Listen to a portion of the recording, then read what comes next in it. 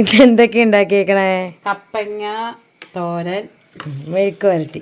മെഴുക്ക് വരട്ടി,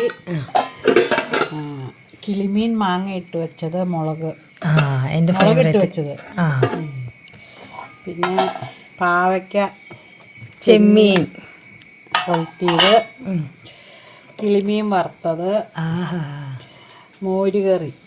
അത്രേ ഉള്ളൂ അല്ലേ? പിന്നെ ചോറും. പിന്നെ ചോറ്, സാമ്പാറും ഉണ്ടോ?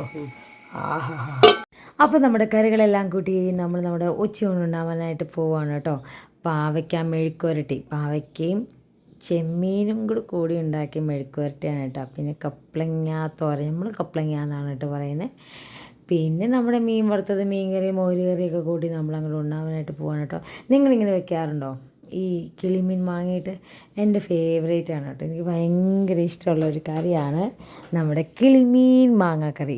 തേങ്ങ അരയ്ക്കാണ്ട് കിളിമീൻ മാങ്ങ ഇട്ടിട്ട് വെക്കുന്നൊരു കറി, മുളക് ചാറ്, അത് മുളകിട്ടിട്ട് വെക്കുന്നത് കേട്ടോ. എനിക്ക് കിളിമീൻ എന്ന് വെച്ചാൽ എനിക്ക് ഭ്രാന്താണെന്ന് വേണമെങ്കിൽ പറയാം. കാരണം വറുത്തതും വെച്ചതും ഒക്കെ എനിക്ക് ഭയങ്കര ഇഷ്ടമാണ്.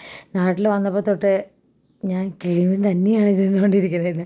പോരാത്തതിന് ഇവിടെയാണെങ്കിൽ ഇപ്പോൾ ഈ കിളിമീൻ്റെ സീസണും കൂടിയാണ് കേട്ടോ. അപ്പോഴാണ് ഈ ചോറും കറിയൊക്കെ എടുത്ത് അവിടെ നിന്നുകൊണ്ട് നമ്മൾ കുറച്ച് കഴിക്കുന്ന ഒരു ശീലമാണ് കേട്ടോ. പിന്നെയാണെങ്കിൽ പോയി ഇരുന്ന് ഒന്നുകൂടി കഴിക്കും. അങ്ങനെയാണ് നമ്മുടെ ഒരു ശീലം. കറികളെല്ലാം കൂട്ടി ആസ്വദിച്ച് ഇരുന്ന് കഴിക്കുന്നത് വേറൊരു സുഖമാണല്ലോ, നിന്ന് കഴിക്കുന്നത് വേറൊരു സുഖമാണല്ലോ. ഇതാണ് ലാസ്റ്റ് നമ്മുടെ പ്ലേറ്റ്.